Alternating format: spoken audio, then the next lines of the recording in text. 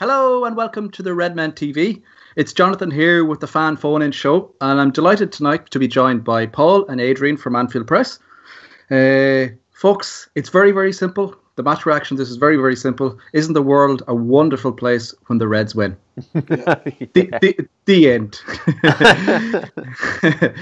No, it's amazing what a victory or football team changes their mood, etc. But I have to say that was a thoroughly enjoyable game of football for us to watch, stress free, which is a welcome surprise. And Paul, without getting over exaggerated or staying our feet calm on the ground, isn't Salah the best player ever?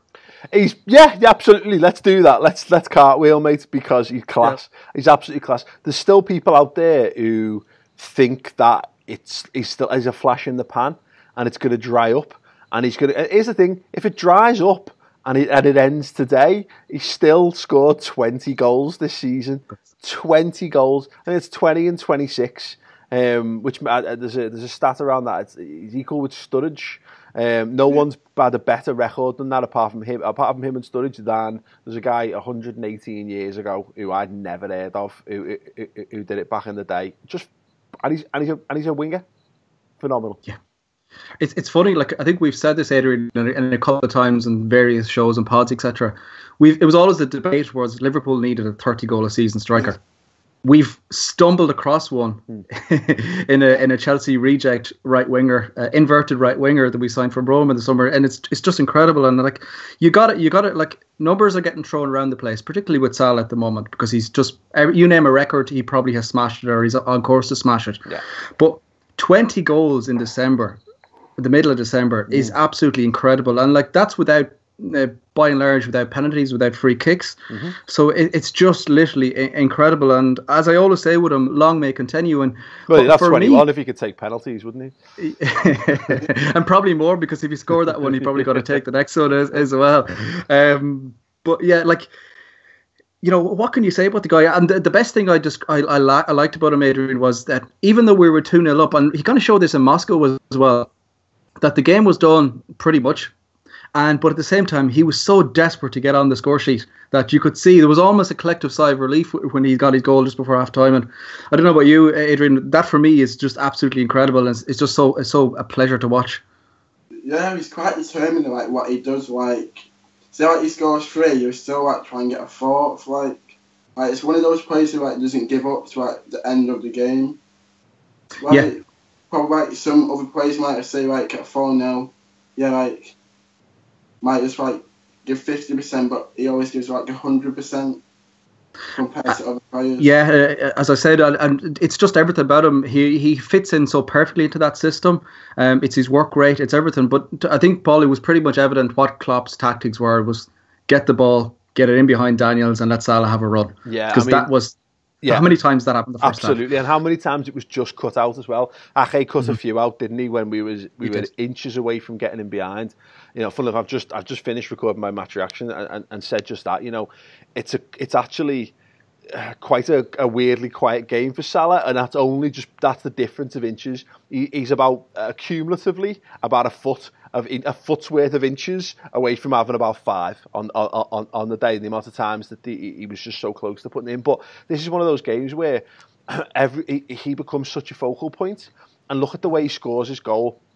He's gone inside every single time, and then this time around, he takes the guy to the byline, does him, then cuts back. Yeah. And how are you meant to defend against that? It's ridiculous, because you've already got the fear factor of knowing here's a guy who's got 19 goals in the league up to this point. He's faster than me. He's probably more skillful than me, and he's the top goal scorer in the Premier League. And then you're like, okay, well, at least I know which way he's going to turn. Nah, doesn't. But poor old Daniels got ripped a new one there, particularly in the first half. I actually nearly felt it was one of those moments where you if I can just envision my mind and that poor guy's defender, because we've all been there playing Sunday League football or whatever, it was just getting done like that. But as you said, Paul, we know what he's going to do.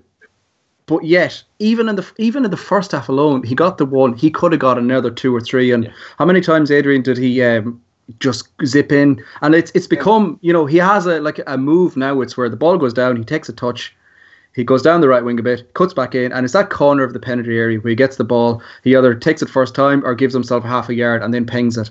And, as it's so predictable, but so hard to defend at the same time, if that makes sense in a weird way. And put it this way, I would hate for us to have to defend against someone like that. And then you add in I think we joked before the game that was another strong bench. I think I said jokingly, can we get points for getting such a strong bench? And the good thing was that we didn't need any of that. We sat off on the front foot. We had this front court squeeze right from the off, and barring maybe Defoe's that one where he gave us all a little heart attack. And I was sure the ball was going to go in. Apart from that, there was one or two other kind of half chances, but by and large, we completely dominated the game. And for you, Adrian, did you who stood out for you? Obviously, you liked that full court squeeze, but for me, in that, Salah gets all the credits, but Chamberlain for me. I'd be interested to hear your views. And he's settling into life big time at the club, isn't he? Yeah, he seems to fit in quite more. He's gotten more creating and more attacking, more forwards. He even could have got a goal himself tonight, but he was unlucky not to. He even made tackles when he was we lost it in midfield. He did quite well. To be honest. Did you think he was going to be any good? By the way, lads. Yes. When we signed him, look, shake of the head there from Adrian says it all. I didn't think we needed him at the start.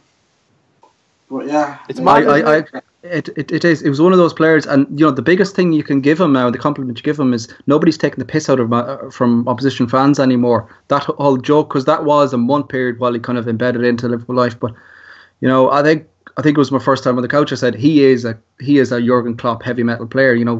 And you can see Klopp's mold, tactical mode, especially he followed on a very good performance from the derby, which I thought he was brilliant. Mm-hmm. Another performance, and this is the thing that will come to, guys. I'd be interested to hear your opinions on it.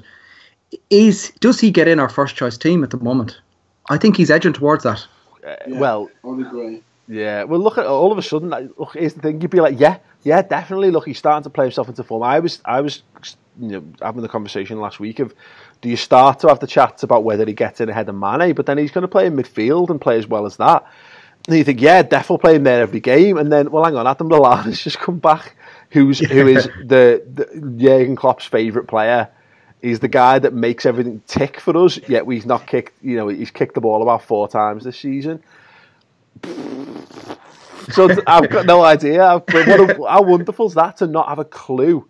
Not have a clue. We've now got 15 players who are absolutely good enough to be in that first team, I say. And then on top of that, there's another couple as well who, if they get a little bit of luck, might actually start to cause problems like that. Amazing. Never seen that. Never. It's been 16 years since I've seen a Liverpool side have that amount of depth and quality. Yeah, because Adrian, you look at the squad today, which pretty much dominated the game from start to finish and controlled the game. I'd say nearly 95% of the time we control that game. You have Mane on the bench. You had Shando suspended. Lallana when he came on. Sturridge.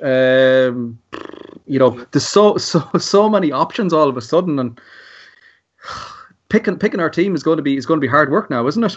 Yeah, definitely. Big time.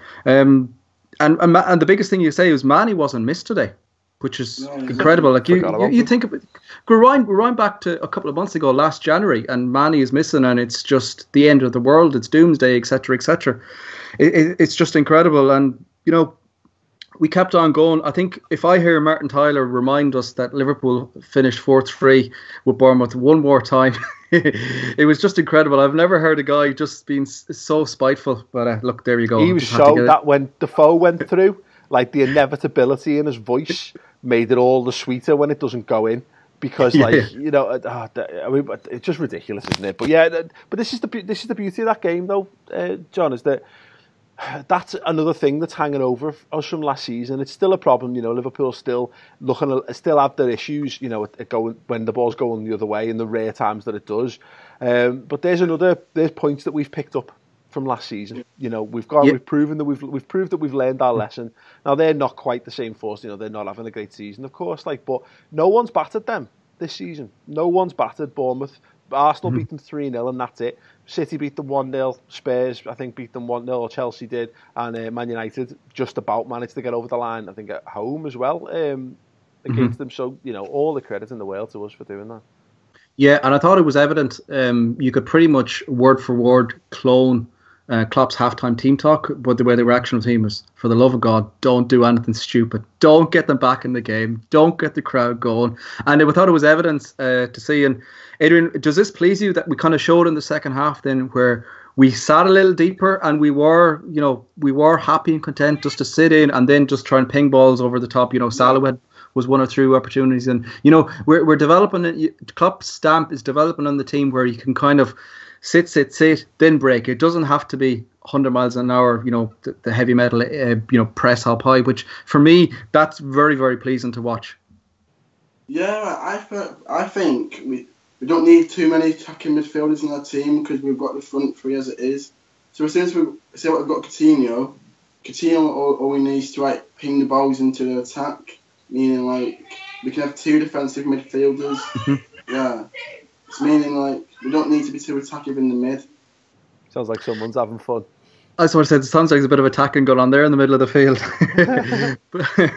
but yeah, no, you're right, and it's just there's so many players now that are so fluid that can play in a number of different positions where we're not rigid. Even Henderson's got an unmerciful amount of shit online after a couple of wobbly performances. Some justified, some completely over the top. But I thought he had a brilliant game today, and again, it's the biggest compliment you give him where everything will go quiet. I think himself and Lovren will be able to smile at the back of the bus or the plane or wherever they're going back and go on social media and these guys like me for a change without the torrent of abuse. But we're coming to the end of the match roundup. But one thing I have to touch on before we go, it's Bobby again, because that's so pleasing to see Bobby, the false nine, whatever you want to call him, wearing the number 9 shirt, scoring a completely number 9 finish of a goal. And you can argue he was offside or whatever. I couldn't give a toss. We've enough bad decisions go against us the last while. It's in typical Liverpool performance that it's the 4th goal in a 4-0 win. But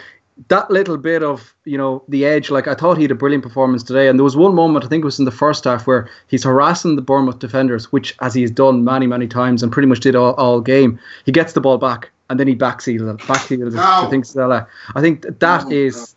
That is Bobby in a nutshell, and that's why we all love him so much, isn't it? And look at his record. That's 13 goals already in December, as we've said many times. It's the most he's ever got for Liverpool to date. He's going to break that record. 6 goals in the last 6 starts, 6 goals, 3 assists. Another one of these players that's going to new levels, isn't it? Well, it's funny because you could see Graham Souness post-match going what I've noticed. Just going to highlight everyone. It's that Firmino. He looks good. It's fucking hell, Graham, where have you been? Where has Graham Souness been? He's covered probably 75% of Liverpool's games this season. Firmino is class. And here's the thing, and we're starting to see it, exactly what you said there. He's playing more like a complete number 9 than he is as this false 9 or whatever. He's leading the line in these games, and you could say maybe he's becoming a bit of a flat track bully, but Liverpool need that. In Europe he was doing it. Maribor, he looked very good in that game.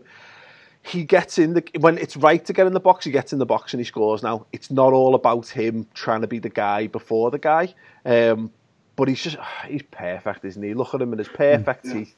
And his mad hair and his crazy celebrations and his scores as many goals as he gets assists. Wonderfulness.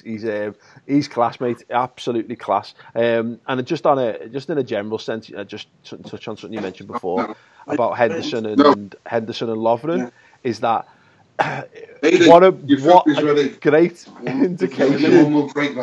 Listen, I'll go now. Go and have your tea, lad. We'll be sat. Yeah.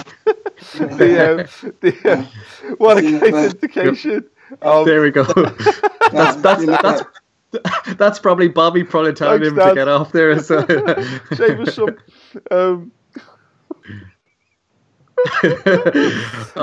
Cutting edge. But John, listen, what a great indication of how fantastic this side is and how fantastic this squad is, that we think Dejan Lovren and Henderson are shit.